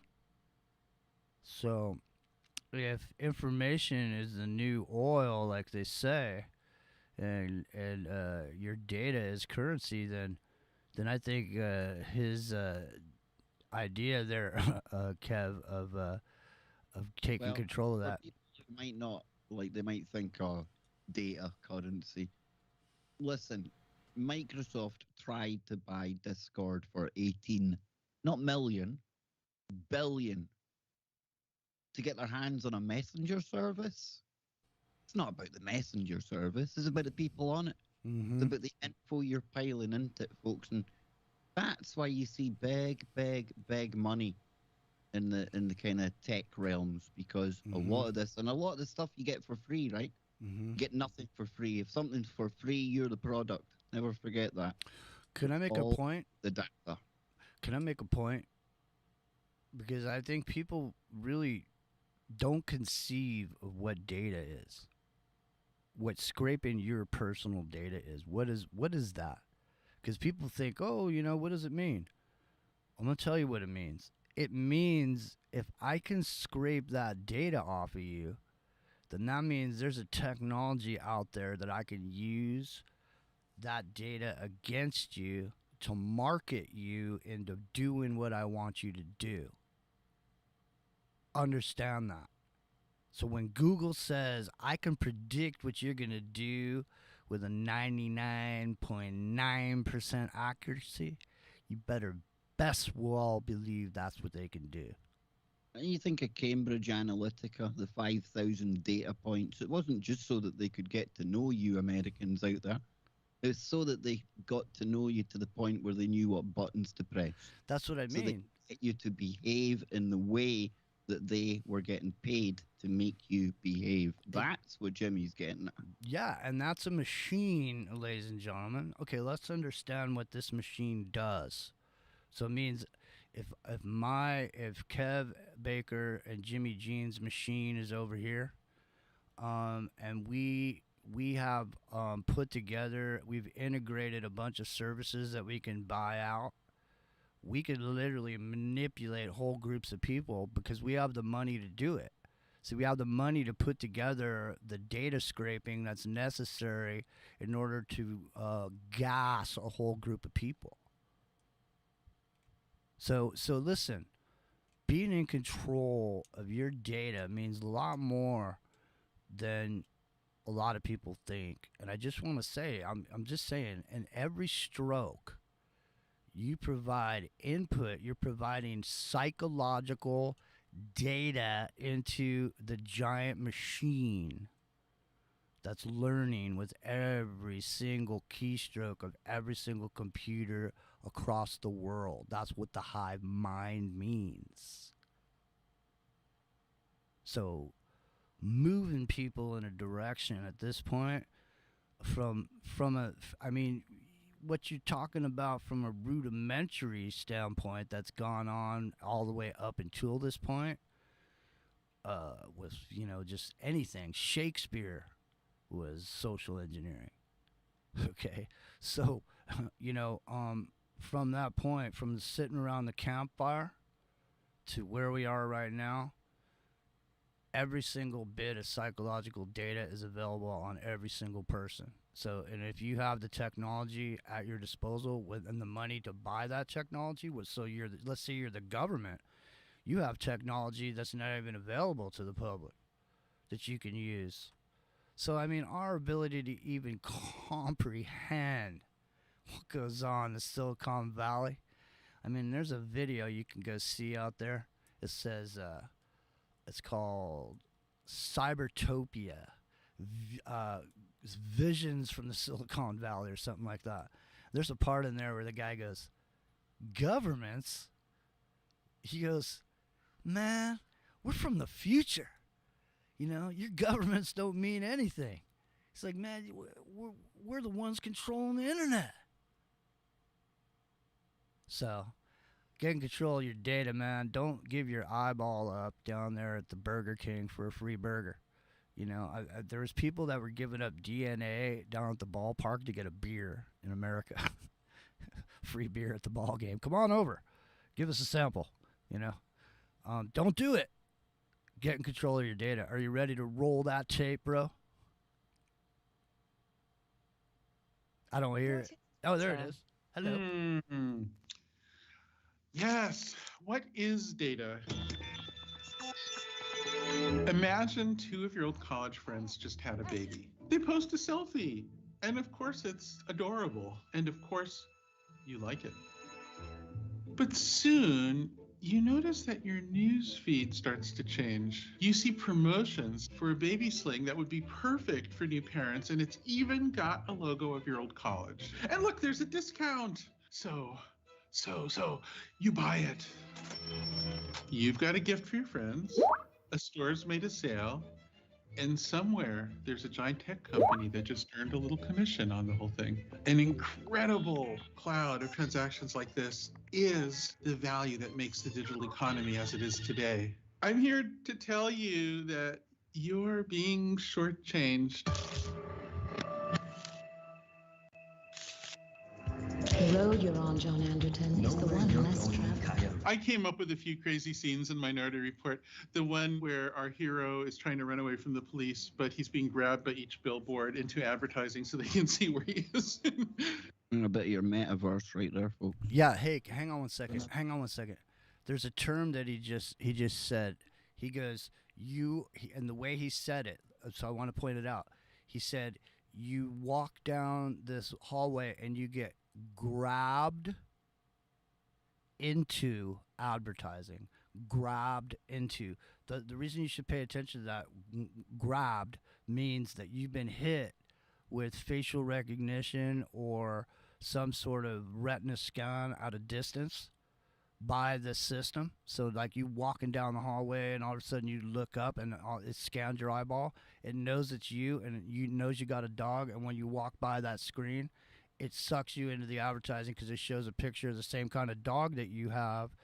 And I would say as well, it doesn't even need to scan anything if you're carrying a device on you. Yeah, there you go. They've got you, you know, yep. They probably go to the scan option if they find that you don't have a smartphone in your pocket or any other way of identifying who you are, you know. Yeah. Jim, spot on there, man. Spot on. I'm going to have to play this, Jim, or we're going to run out of time. I know. We got to get it all the way to the end, man. Go ahead.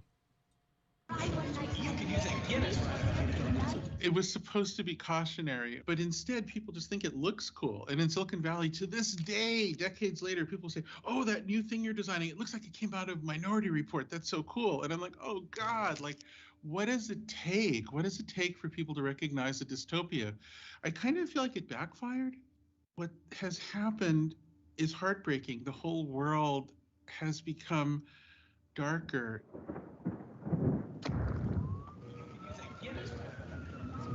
The way humans respond the most intensely is with fear or anger.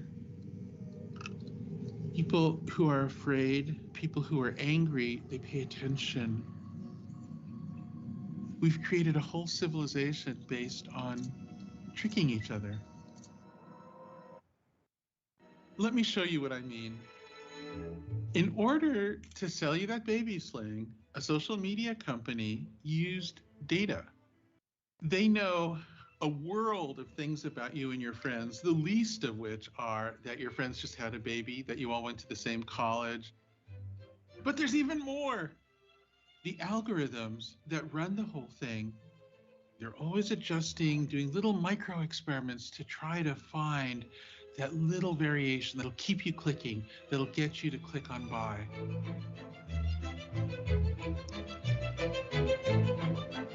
You don't just see your own friends, you see these other people who are selected because the algorithm thinks they'll get you. They might look a little richer, a little thinner, a little cuter, something like that. The algorithm doesn't even know. It just knows that these images get you. Even in this video right now, there are algorithms snatching your data with a plan to trick you in the future. So look, here's the thing. This whole shadow economy that runs our world now and concentrates all the wealth and reduces your future would not be possible without the data that's coming from you and your friends. You are the fuel for it.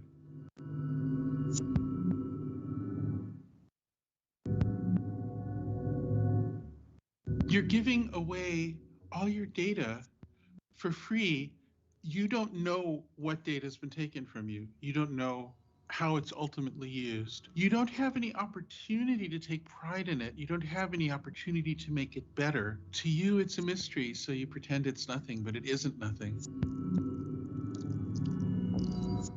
When you realize that data is the new oil, when you realize that this thing being taken from you that you don't think about is the future economic value, is your future economic value. It's your future economic power. The biggest internet IPO ever. Values the company at more than $31 billion. Multi-billionaire today. All of a sudden, I hope you can see you're giving away everything in exchange for almost nothing.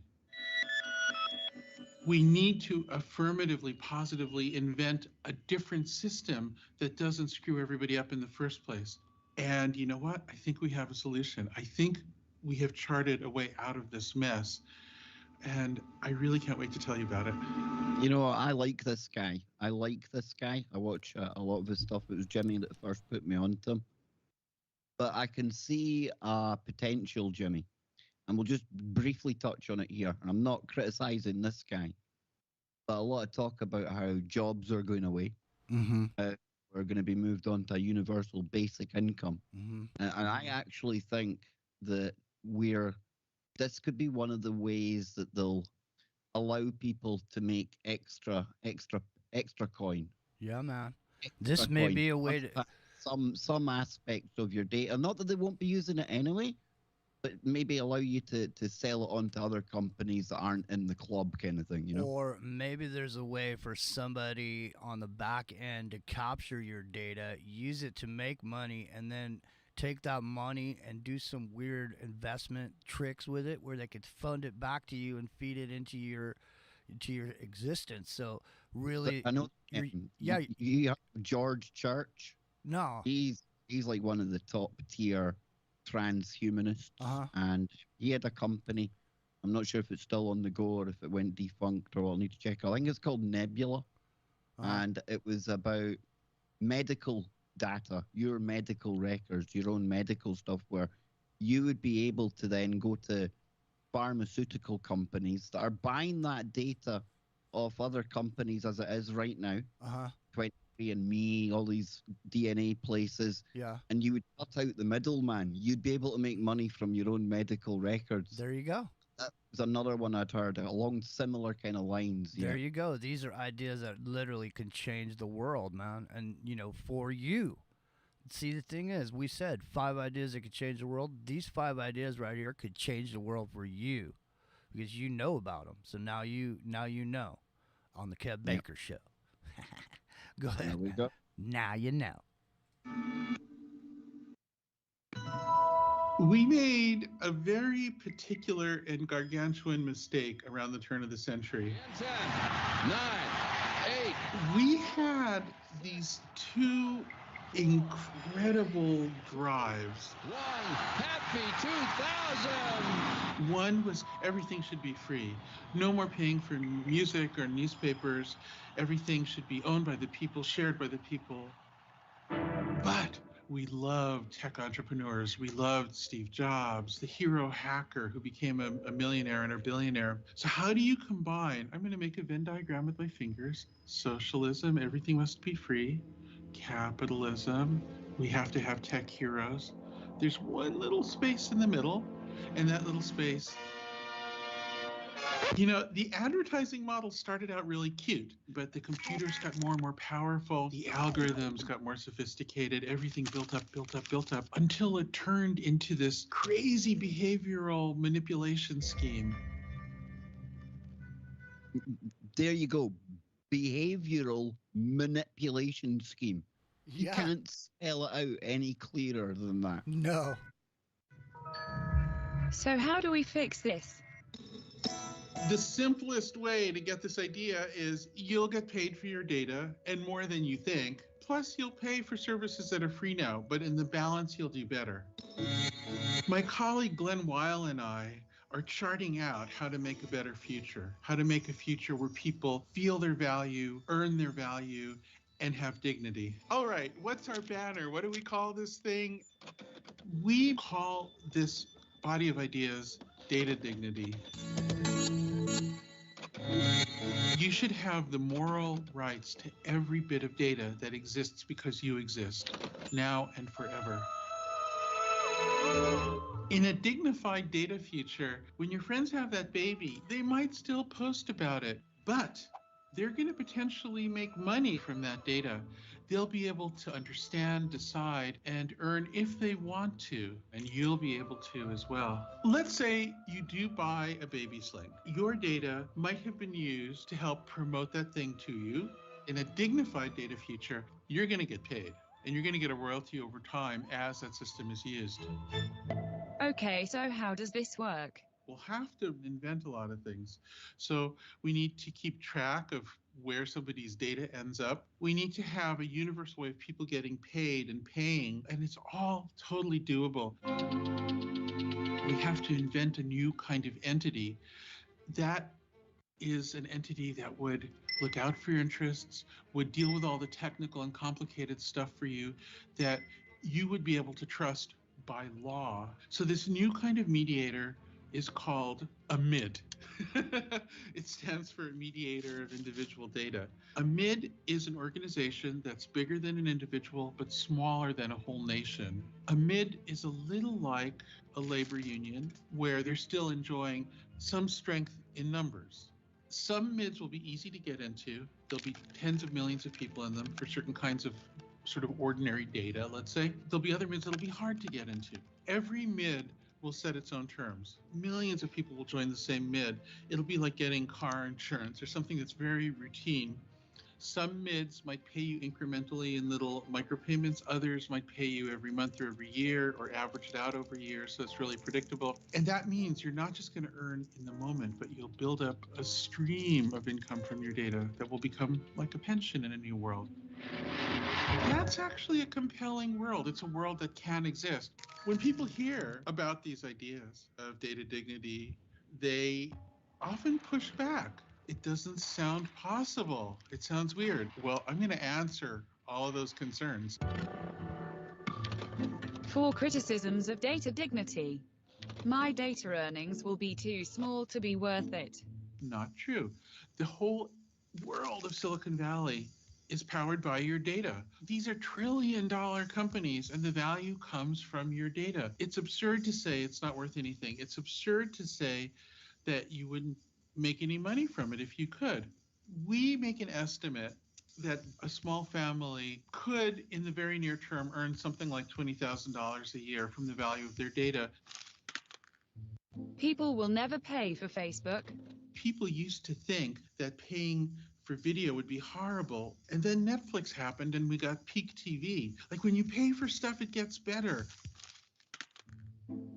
Poor people will be priced out of the internet. The public library gave everyone access to printed literature. So if that creative solution was available before the internet, I'm absolutely convinced that we can rise to the occasion to come up with new solutions that are at least that good. It would benefit everybody ultimately, but would also guarantee that nobody was left out. The tech giants will never go for this. We might see an absolute decrease in the relative dominance of the tech companies, but the overall economy will grow so much that the tech companies will grow more than they would have otherwise. Because using your own data against you will cost money, any company that wants to will be dissuaded from doing that. Instead, they'll have to come up with productive, creative things to do where they add value and people want to pay for that value. Value, yes. Manipulation, no. That is a dignified future. In a world where the manipulation machine is shut down, there will still be people who are paranoid. There will still be conspiracy theories. But there will not be a commercial incentive to incite these constantly, all the time, 24 hours a day. Our downward spiral, we can stop it simply by stopping the amplification of it. That is the way you make a working democracy. That's the way you make a humane culture. It's even worse if you think about the future where you're whatever it is you do, whether you're a nurse or a bricklayer or a writer, anything. AIs and robots will probably come for your job. The little twist that we don't want anybody to know is that in order for the AI and the robots to work, we need everybody's data.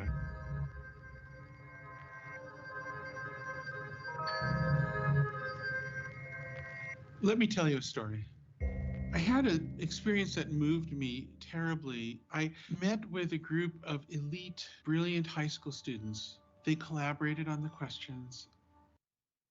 And the first one was, if we're going to be surpassed by artificial intelligence, if we won't be needed, why are we here?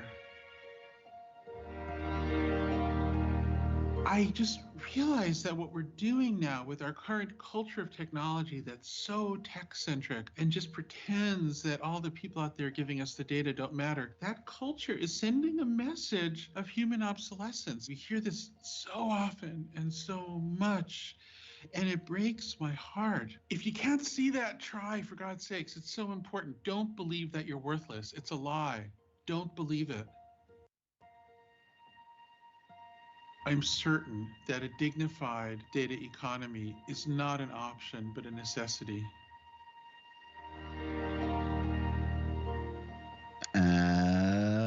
Absolutely. There we go, Jimmy. There we go.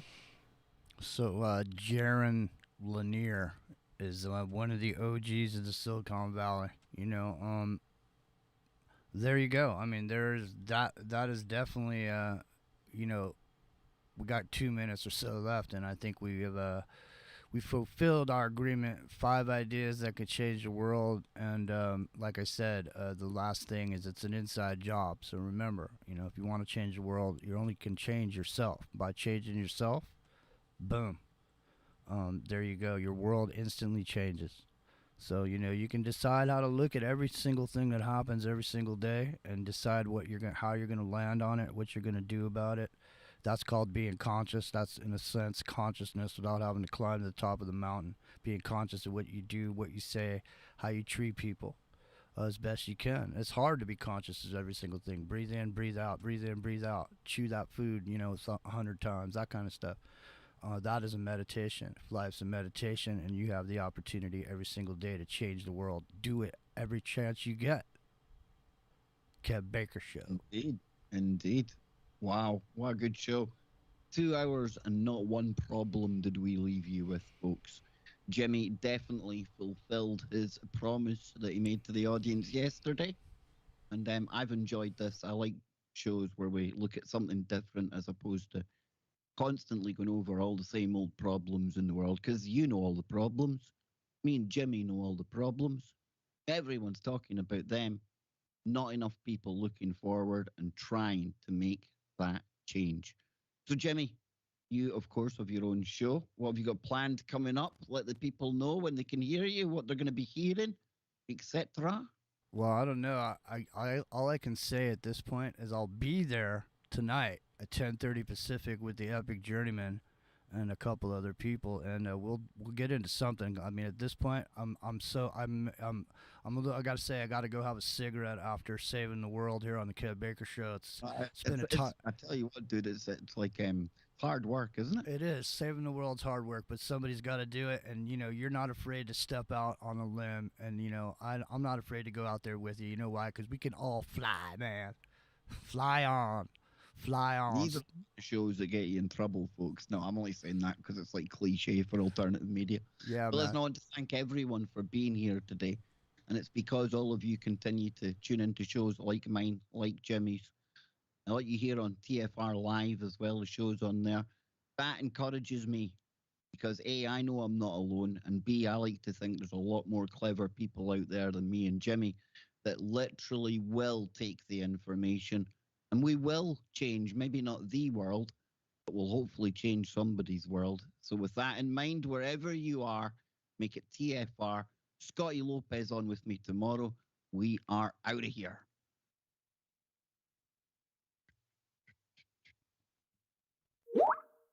There we go, Mr. Jimmy. There we go. Absolutely fantastic stuff, dude. Brilliant. It's a dirty job, but somebody's got to do it. Yeah. But I tell you what, you brought to the table some really interesting stuff. Like I was saying to the disco people, I like that Jaron guy. You were the one that put me on to him to begin with. Yeah, man. He has got a lot of interesting points, and good friend Jason. He says £20,000 a year, no need to work at that point. Well, Jason, you're convinced the communists are coming for your job anyway, and that's why I have kind of a little bit of reservations about how this might play out. If Jared Lenier, or however you pronounce his name, was behind it, I think it would be okay. But I suspect there'll be more nefarious characters out there that'll find ways to monetize our data and maybe give us a little chunk of it. I don't know. Well, I don't know. But yes, I'm just winding Jason up because we didn't talk about. Well, you know what I liked about it? What I liked about it though was the fact that people would have to pay now to manipulate you. And so now they wouldn't just get it for free. They'd actually have to pay. So the manipulation would go down just in general because they could do it for free to you now. They're doing it for free, but in the future it costs money. Jimmy, right? I reckon there would still be websites like Facebook that don't pay. Mm-hmm. They don't pay you for your data. And because we're creatures of habit and we've all been so sucked into the addictiveness of social media, that people would still be on there giving away their data for nothing, despite the fact that there would be ways to monetize that very same data. Do you know what I mean? Yeah. Well, just think about it, though. I mean, right now, the way things are is like if you want to have something, you got to pay. You got to put like a paywall up there. As long as you got a paywall up there, you can do whatever you want behind there, right? So the thing is, what he's saying is when you pay for it, it gets better. And I think he's right because when you pay for it, now it's a business, and now the government won't mess with it because it likes businesses. It gives businesses certain rights. And one of those is if you got a private club over there that you're a member of, that you pay a fee to be a member of, and when you join that club, you like certain things. And so for you behind that door, just like the Masons or whatever, it's like same kind of thing. Once you're in the lodge, you're cool. You can do whatever you want in there. No one can say anything because you paid to go in there. You agree that what's in there you agree that you want to consume it. And so it's a business, so they can't do anything about it. That's how the mafia used to have these places where all the Goombas hang out. They have a private club. You can come in, and that's where they'd all hang out. You can do anything you want inside. So there you go. Paywall. You pay for it. It's good. If it's free, it used to be free. You could probably still get the free stuff, but really, wouldn't you say the more industrial strength stuff would be behind the thing there, the pay thing? So then everybody's happy. You get what you want. The person who puts it out gets a little chunk of something at the same time. And that 20G that we're talking about, just imagine, just keep living your life the way you're living it. You don't, just because you're going to get the 20G, don't quit what you're doing, but now you got the 20G coming in on top of what you're doing. It's like 20G free money. Like you just walking around doing stuff, but as a result of that, you made 20G. You didn't do anything different. You just do what you normally do, but 20G is coming back to you at the end of the year. You know, did you bought this, product, whatever. You see what I mean? The data that you took, that, all that, it gets valuable. So it's interesting, these mids, where there'll be groups of people whose data, and you know how he said there'll be different ones, be harder to get into? That'd be like if you're in a certain group of people, certain demographic, that they want to really sell to, and you happen to be in this income bracket or something, it might have to do with the data of your position in society makes it worth more or less. Interesting that it may pan out different, but we'll see. Great show. Thanks for having me, man. I appreciate it. Awesome. And it is 1 minute past midnight over here, so it is 11. Yes, indeed. And tomorrow on the show, I actually think, if memory serves me correctly, it's Remembrance Day, the anniversary over here. I think Veterans Day in America, is that tomorrow? It's coming up, I think so. I'm not coming sure. Up soon. I think Nick say was wanting to jump on and talk about something like that. Yeah. My woo might be delayed for a further day then, folks. But Freaky Friday is always going to be woo. Always going to be woo. And I think tomorrow, keep your eyes open, because I'm going to come on and chill out on YouTube for a pre-show. Nice. I think, yes, I need to get back to that. With a long-form stream on Sunday. 3 hours, not as long as the doc, admittedly, but that was good fun. And definitely gave me the appetite to hang out with the Wookiees over on YouTube again. So get ready. It's coming back soon, getting better every day. I'm going to go now and finish my haircut. Yeah, man. So I need to, still bits I need to finish, Jim. I'm feeling a long bit here at the back. I need to go over it. I scalped myself today. Yes, indeedy. So I was looking at mind, you. I was looking at you, dude. You know what? Next time you should go for a mohawk, dude.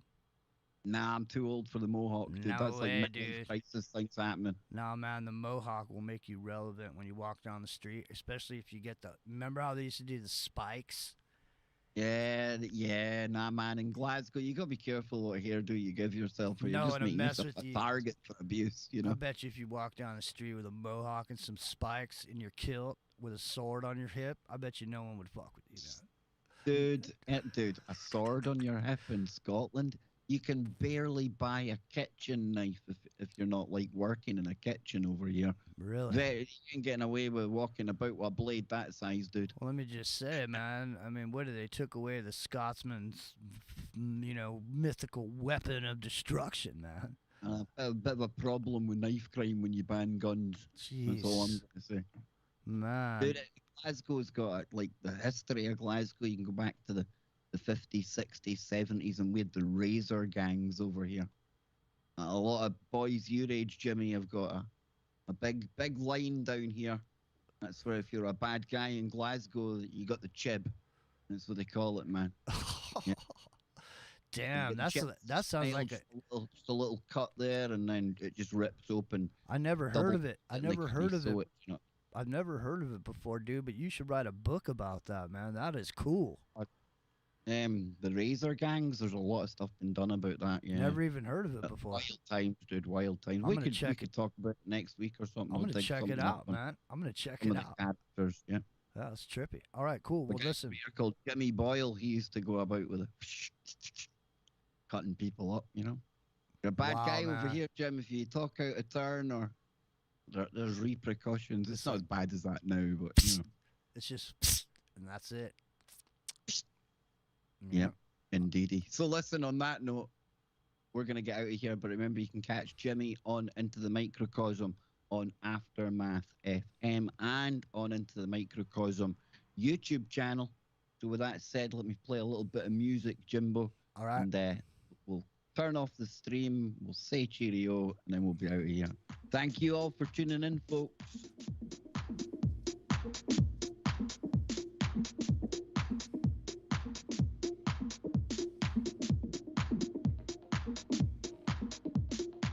There we go, man. There we go. Still on with disco. still on with the disco people. Good to see you all in there. Nice, Armand, Catman. Meow.